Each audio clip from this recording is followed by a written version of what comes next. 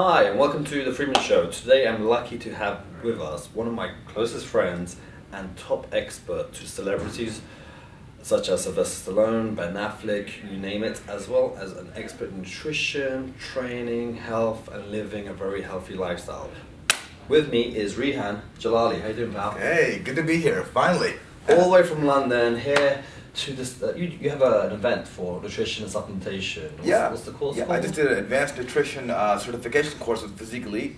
Real good crowd, Brunel University. We do teaching about all kinds of topics of nutrition, supplementation, body chemistry, biology, biochemistry, genes, everything. I know, like when I did biochemistry at UCL, and one of my lecturers said, life is biochemistry. Like every body reaction involves biochemistry. And I've been to one of your events, and where this guy basically goes through like an encyclopedia of all the information of how the body works and what's the best supplements to use for every individual. Now, the question I have for you, for the audience, is everybody's body is very different, so there's a lot of testing that's needed. What do you think in regard to testing the body for lack of certain minerals, vitamins that's needed? That's one thing I stress extremely in my practice, and I talked about this today in my course, is customization, customization, customization. Every body is different, literally. It's like some people, they can have shellfish and their face will blow up. Absolutely. Right. It's like some people who can, eat more carbs or low carb or high protein or low fat, high fat. But it really is based on your body chemistry. There's no cookie cutter programs. In fact, one of the things I pride myself on is testing. I don't guess, I test.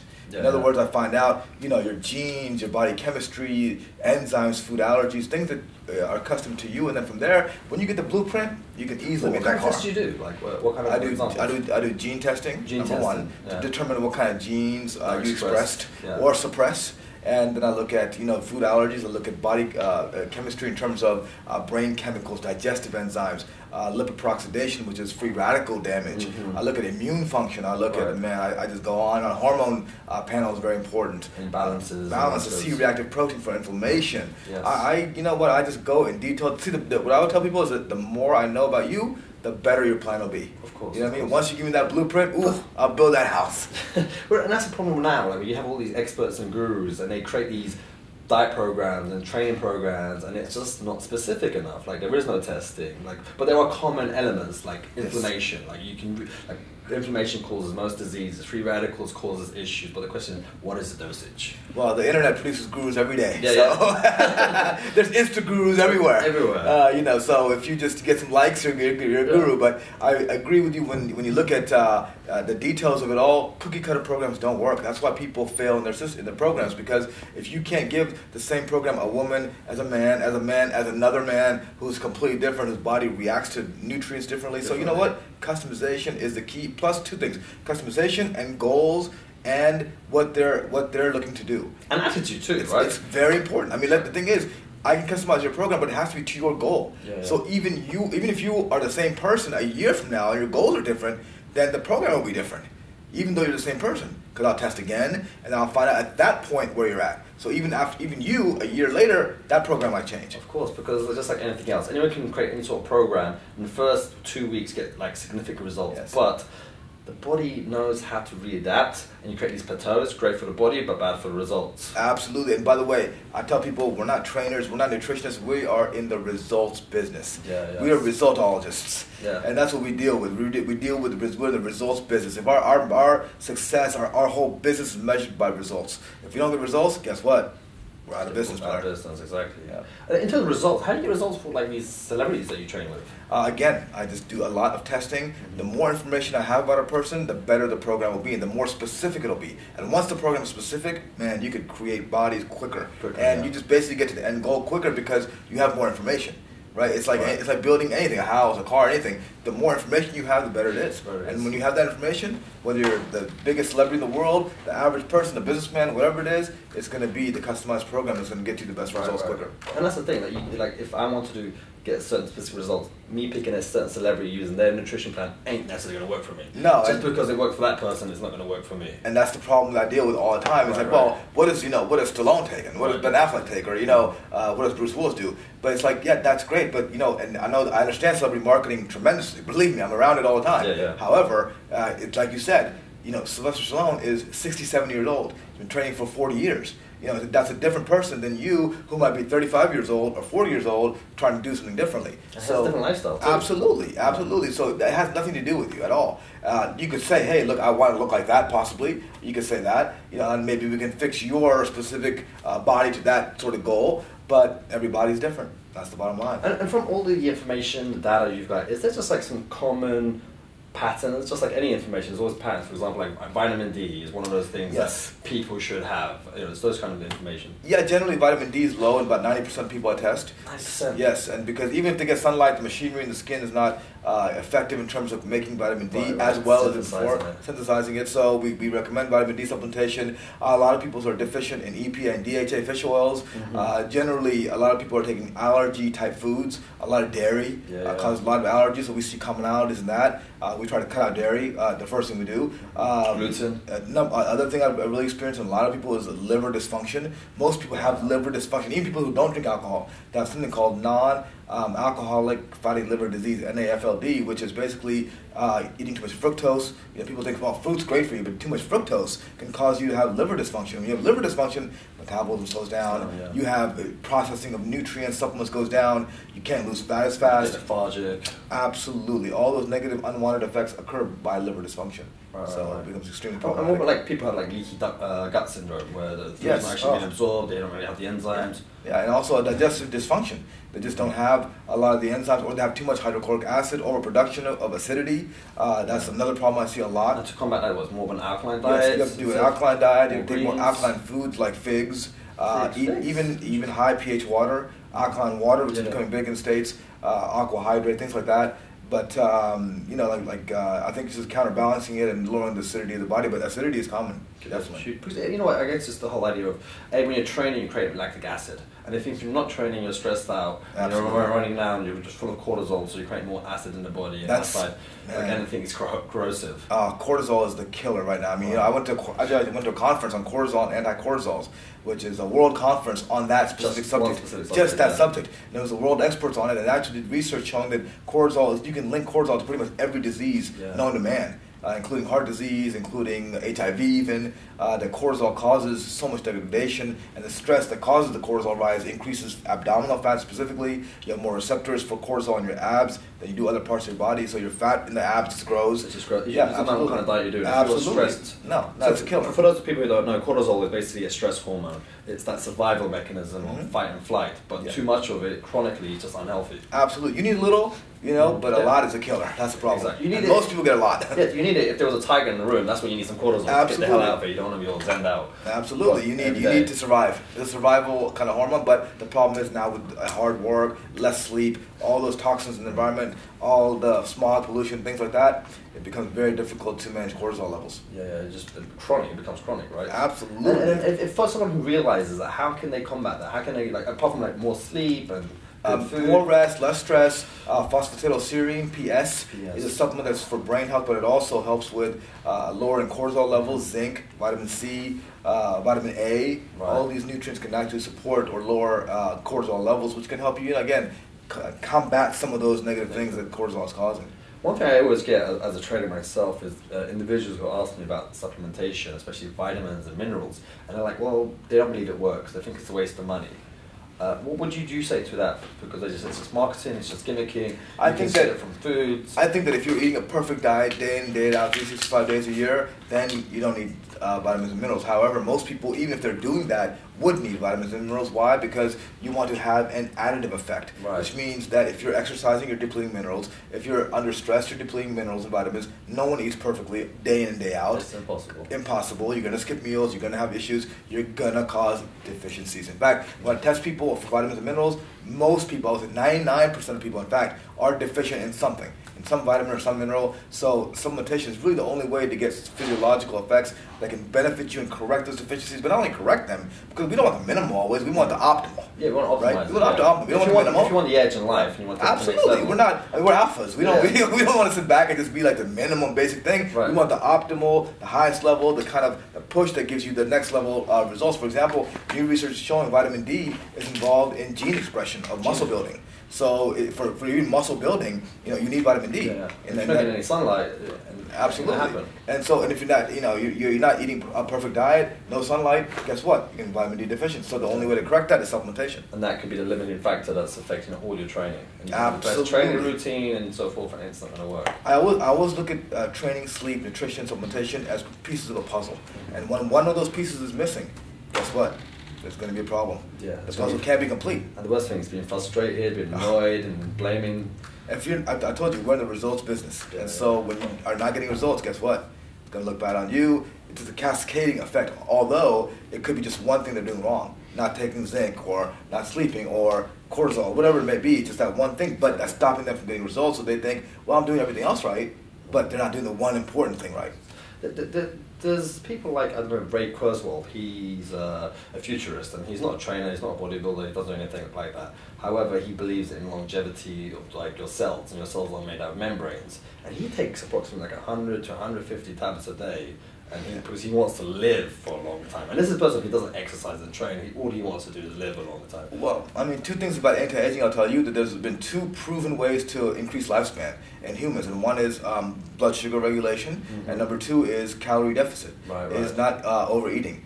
Caloric deficit and sort of starvation in some ways, in small amounts. It's not creating more free radicals. Absolutely. It's just eating less and controlling blood sugar levels are the two really main ways that you can increase lifespan and have anti-aging effects. Now, there's some supplements that can help with blood sugar levels. There's some supplements that can help correct cravings and appetite control. We talked about 10 or 11 appetite control hormones in the body. One or two would be like? The appetite control hormones, one would be like CCK, leptin. You have melanin and its receptors. You have many different PYY. There's new ones that are being discovered every day. I mean, there's gut hormones that are even just in your gut. Ghrelin, for example, that increases appetite. That you see, they're actually showing now your gut talks to your brain. Right. Actually, that's the communication system. That's the whole thing with instincts, right? You always say you feel it in your gut. Yes. There's this communication. Yeah, and what's really interesting is there's this hormone that causes you to eat more, ghrelin. You can minimize that by eating slower. And I don't know if you noticed it, but sometimes when you eat too fast, you're like, whoa, I can eat more, I'm hungry. Right. And that's because ghrelin is increased because of that. But if you eat slowly, you suppress this ghrelin, this hormone, then it causes you to feel full. So chew your food. Chew your food. Eat slowly. Enjoy your food. Talk. It's good. Keep your head up. Yes. You don't want to sit at the top of your head just when you're eating. Come on, man. And stuff like eating fast or being stressed out can create inflammation. Absolutely. For us laymen, what is exactly inflammation? Inflammation is when your body produces toxins and things that basically break down, or lipid peroxidation. You have high levels of free radicals. Right. You have just tissue damage that's occurring. You have things that are it's a negative state to your body to be in. We talked about acidosis. Mm-hmm. It's kind of like that. Yeah. But it just causes damage to your body because everything's on fire basically in some ways. Yeah, it's like a house on fire. You put the fire out. You got to put the fire out. And what kind of things can you do to put the fire out? And what's interesting is vitamin C can help, fish oils can help, eating fish can help, anti-inflammatory foods are essential fatty acids, almonds, Brazilian nuts, walnuts, all these kind of things kind of help lower inflammation. And actually inflammation is now being tested as the #1 way to predict cardiovascular disease, heart disease. Cholesterol is a complete myth. In fact, I don't even look at cholesterol anymore in my practice at all. Really? I think cholesterol is completely overrated. In fact, it's just genetics anyway. Yeah, and actually, to be honest with you, there's people who don't eat cholesterol that have high cholesterol because your body naturally produces it if you don't take it in exogenously. So there's a great book called The Great Cholesterol Myth by a guy called Dr. Donnie Bowden, which talks about how cholesterol is completely invalid. And it doesn't predict anything related to heart disease at all. It was probably created by the pharmaceutical companies to sell anticoagulants. Absolutely, it's a Lipitor. Right. Honestly, this whole thing. I know kids that are on Lipitor now, so it's getting scary. But they have to show that the two things that are most important, I talked about in my course, to look at for heart disease and cardiovascular health. #1 is C-reactive protein, which measures inflammation, and #2 is cholesterol particle size. Right. So you should have large particle size. If you have small particle size, you're going to have a problem because those are deposited, and that's how you get blockages. So large particle size of cholesterol and low C-reactive protein, you're in good shape. And what about the S word, something like sugar? That causes a lot of inflammation. That causes a lot of... sugar causes it's just a horrible thing. A lot of problems. Even though it tastes delicious, it's a horrible thing. Listen, sugar is extremely delicious, but it's not nutritious. That's the problem. That's the problem. Yeah. But what the good thing about sugar is you do need some, but it's the type of sugar you're getting in. Fructose, for example, is not beneficial because of the non-alcoholic fatty liver disease. It adversely affects liver health. Right. High fructose corn syrup, we know, is damaging in many, many ways. Pure sugar, and that's one of the reasons why obesity is an epidemic, is because of sugar. It's not because of fat. Yeah. It's because of insulin resistance, because of insulin responses that are occurring. And by the way, one of the ways you can cause insulin resistance and not allow insulin and blood sugar to work properly is dehydration. Hydration can actually address insulin resistance. So a lot of diabetics are just dehydrated. That's interesting. So that's really And average, how much should an adult drink in terms of water? Like an adult should drink at least 100 ounces of water daily. And in the European European terminology, I would recommend at least 3.5 liters. 3.5 liters. 3 liters, yeah. That's a lot of water, but it needs to be done. That's a question I ask my clients, and I ask them, like, how much water do you drink? And they say a lot. And then I say, what is a lot? And they think a liter is a lot. A lot to them is not a lot to you. Yeah, and then having teas and coffees were diuretics anyway. So most people are just super dehydrated. Absolutely. And 70% water. And actually, water sends anabolic signals for muscle growth. A dehydrated cell actually is more apt to cause apoptosis or cell death. Right, so, I mean, there's so many new things. Out of it. So first there's so much new research about cellular hydration and what that does for the health of the cell. And how a dehydrated cell causes insulin resistance, causes damage to the cell, causes breakdown of the cell, lowers cell signaling, it causes so many adverse things. Just by drinking more water, you can address all that. Wow. And regarding your own story, but some people might not know exactly, like, how did you become first a bodybuilder and then an expert in nutrition and then have your own kind of like system? Basically, I started off as an accountant major, so I was counting numbers. I was counting numbers, and I thought to myself, "Am I really going to be an accountant?" I'm like, "No, hell no, no way." Yeah. So I started competing in bodybuilding, and then I was like, "You know what? This is fun. I enjoy this." Yeah. I studied nutrition and biochemistry, started doing well in bodybuilding, started teaching others about bodybuilding, and really at the end of the day, my passion has always been to help others achieve their best body and health and forever. And that's what I want, and that's what I've been from the day one. And it's never been about business or whatever. I just really created a business out of my hobby. Thank God. That's but really cool. Yeah, it's very rare for people to do that. I tell people a secret, which now everybody will hear right now. I guess the cat's out of the bag, but it's not really a business. I mean, it's not really a business really for me. It's kind of like this for fun. Right. I enjoy what I do every day. I get up. Some people get up and dread what they do. You love what you do. I love what I do. Really, when you see that one smile on someone's face where you're like, wow, I lost 50 pounds, or I lost 40 pounds, or 30 kilos, whatever it may be, and that's life changing.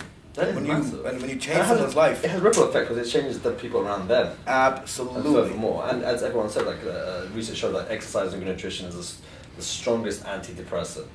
There's a great less negative people in the world when they get fit and healthy. There's a great quote by Ann Wigmore, who started the Hippocrates Institute, Holistic Institute, and she said that the food you eat can be the best and most powerful form of medicine, or it could be the slowest form of poison. Wow! So the food you eat is literally so critical to your body. So. And I guess the training side will actually get you to absorb more of that food. Absolutely. I know when I exercise properly and my training is going really well, I just cannot eat junk. It's physically impossible to even eat junk food. You don't want to ruin your workout. I mean, like physically, your body's craving like nutrients. It's craving. It's not just let me just appease my palate or my mouth. It's let me appease the body. I always say nothing tastes as good as lean as feels. Or looks. You know what I mean? Nothing tastes as good as that. So really, you're right. And also, it's called momentum. Once you build momentum, you have training, you have nutrition, you have all the pieces of that puzzle you mentioned working together, the synergy of it, you're not going to ruin it over one meal just because you want it to taste good. You build that momentum, that synergy, and then that's when you start creating a healthy body for long term. Then you can enjoy it, and the whole myth that healthy food doesn't taste great, it's BS. Not nowadays. There's so many good foods out there, good recipes you can find online. Absolutely. As evidence is when I was in Whole Foods earlier in London today, and I realized that it was the lines out the door. So there's a shift I think that's going on. That's people looking at organic, looking at healthier options, and even the Whole Foods is expensive. You can see the demand for it is very high now. One quick question just to finish up, because you said you were a bodybuilder. Do you still train with bodybuilding kind of principles, or you change it up now? I train skinny man's principles. I'm trying to get skinny as possible because I just try to be. I'm just. I used to be. See, I tell people I used to be Flex Magazine. Then I went to Muscle and Fitness, and now I'm more like Men's Health. Men's Health, right? I'm just I'm gonna move to GQ soon, and then it's all over with the crime. It's all about the suit. Exactly. But no, I do follow the principles of training, bodybuilding. To be honest with you, I've been training for 26 years straight with weights without a break ever, except maybe a month here and there. But for 26 years, I've been training heavy and doing powerlifting type movements. I know it's crazy, but that's for me the only way I get results.